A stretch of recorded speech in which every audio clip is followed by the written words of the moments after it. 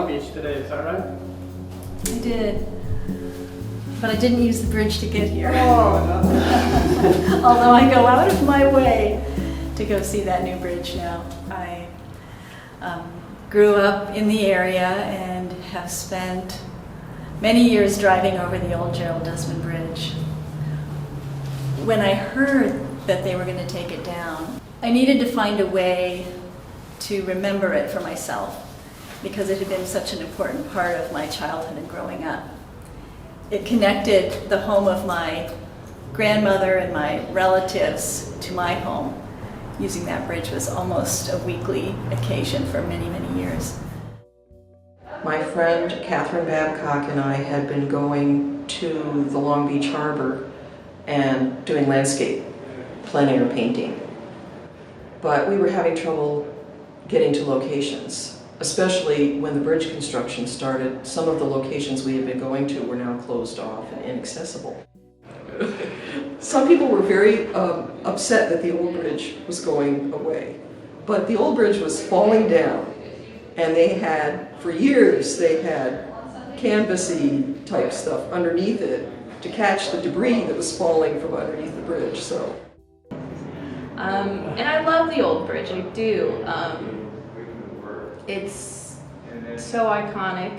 Of course, the new one's going to be so, right? That's part of its, I guess, purpose. But we had been painting, Helen and I had been painting below the bridge for a couple of years when we met an engineer with Shimmick, and he invited us. Actually, I think he was challenged because I told him I was very disappointed they were removing the Gerald Desmond Bridge. And I didn't think anything could replace it in terms of beauty.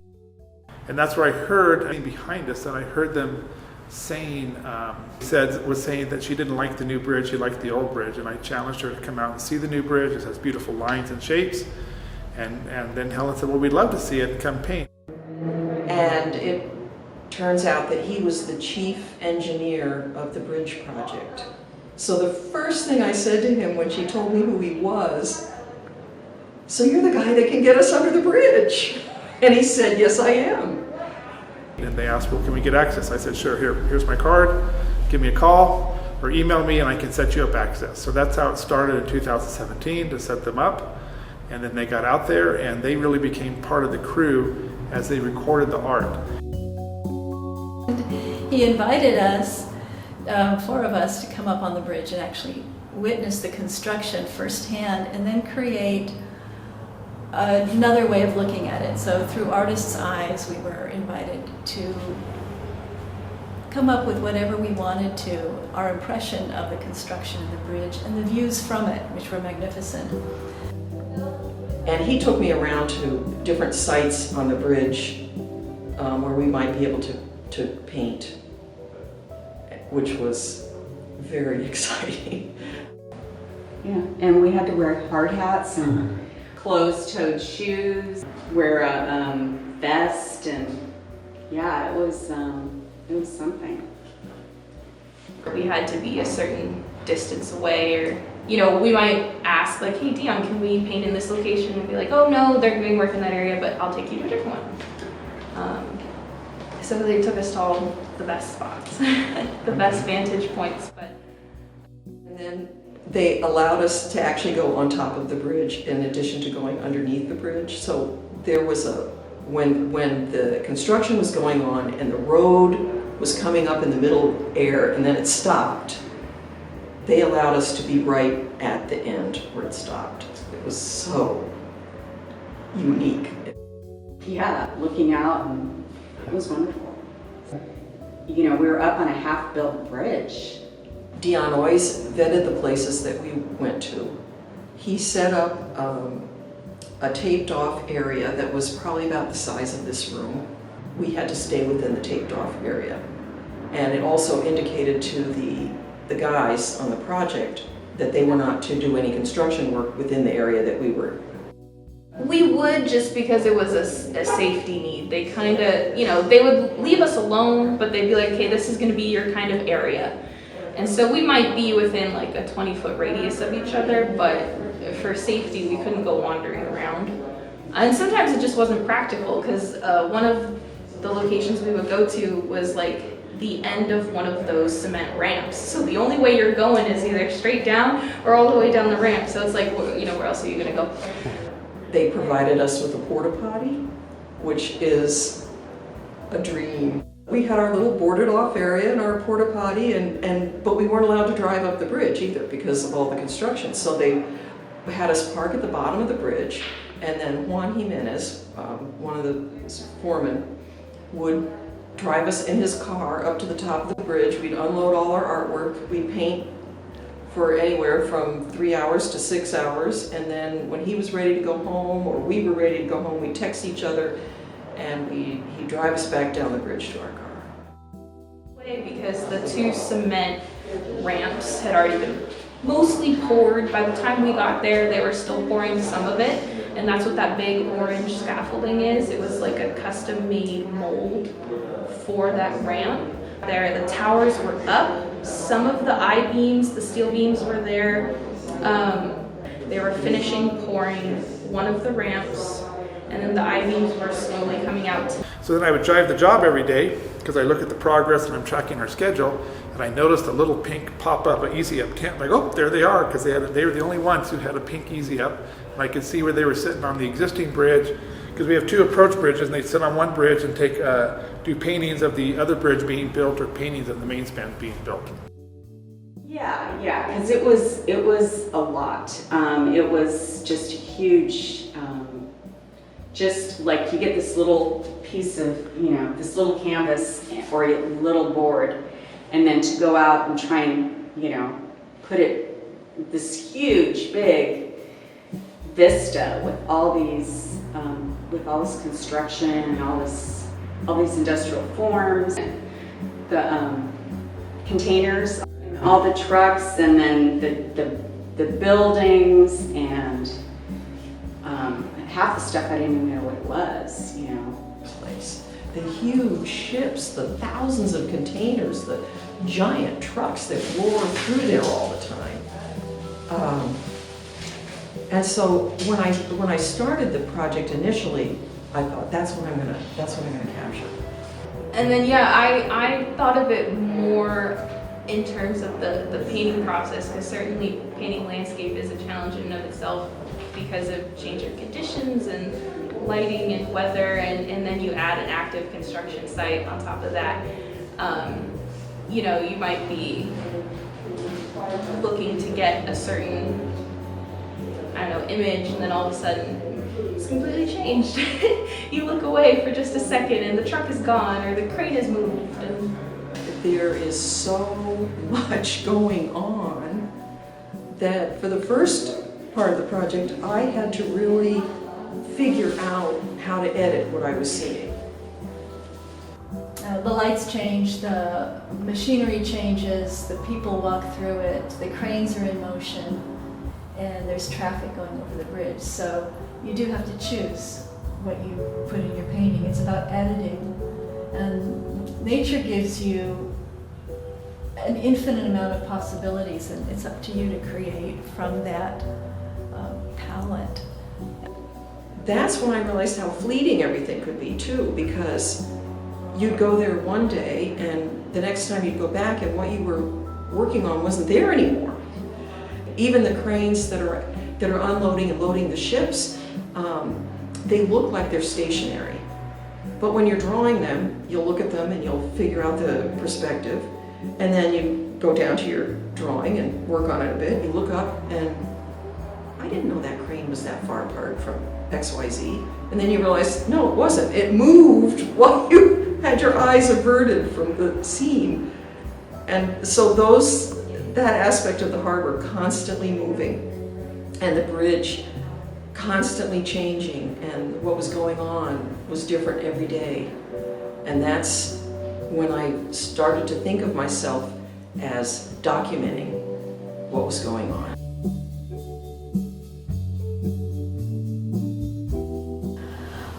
One of the things I love about this painting, it's a sunrise looking at the scaffolding that is being used to construct the bridge. It's a jig that is poured with concrete and then moved up as the construction is completed. It's the largest movable scaffolding ever used in North America, and that was intriguing to me. The way that all of the different trades come together was intriguing to me. So everything is in motion here, and I had to determine what I was going to make still in order to create the abstraction of the painting. Each painting is a response to a day or a moment that struck me as rather odd or interesting or intriguing. And it doesn't mean that it was made in a day, because some paintings took months to complete, whether the light needed to return to that moment or whether I just hadn't found the resolution in the painting. Some that look immediate took many, many months to come to fruition on, and some just came together. I tended to focus more on drawing and the way things were built in order to be able to draw them. I was fascinated, for example, with the stairs that went up these giant pillars. It reminded me of the Tower of Babel. It looked so medieval. And they were these metal stairs that zigzagged up the tower. But when I went to draw them, I realized I can't draw these stairs unless I figure out how they're constructed.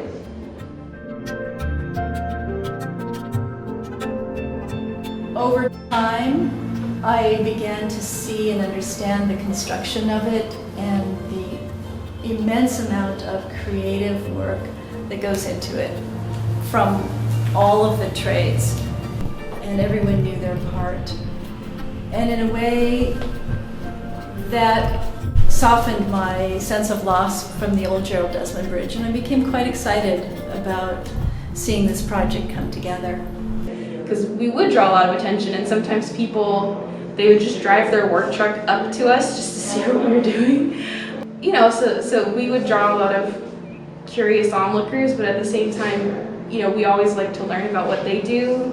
And like as many questions as they had for us, we had for them, so it was a really fun sort of engagement with the workers. You know, we all go to work and think, oh, we're building a bridge. But when they started to see their bridge and their project through the eyes of the artists that were on the bridge, he said, now we can look at ourselves as artists, and we are creating something that's beyond just building a bridge.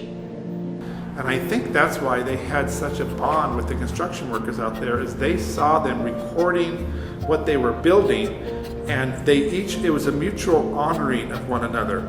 So the craft felt incredibly honored that these artists were there to record and paint and capture the movement of the job, the heart of the job, the work of the job, the lines and the colors.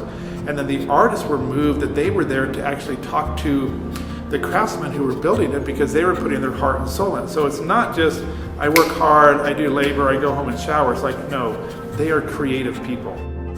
Every single time we were there, at least one or two people would come up and say, excuse me, do you mind if I take a look at what you're doing? You know, and they were really interested in seeing the bridge through our eyes that way. In fact, two of them are going to be in this show. Because they are up there taking photographs now. They're not supposed to be. On top of the crane that goes above the bridge. How could you not? And some of their photos are just fabulous, you know. How could you not? I might see a bridge built with columns and sections. Someone might just see concrete. Some might just see the cables pulling that bridge together. So for her to be drawing, you know, or painting on the job site, I was like, man, that's awesome. What are the odds, you know, someone document this whole process, and me being able to actually take pictures of what I'm doing that day just to show the family. Oh, definitely, for sure. I just, it gave more of an appreciation, you know, what we were doing. I mean, it's really all like, it's all handcrafted, and in the process of being built one day, and then the next day it's open, and then I guess people kind of forget what it took to get there. You know, they just see everything, the finished product. Makes you appreciate more of what the process took to get there. And at the essence of humanity, we are all creative.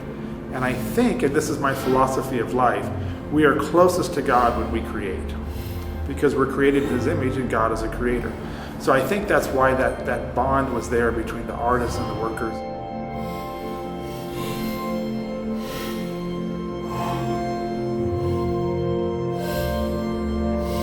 Thank you. That's All right, guys, I gotta go.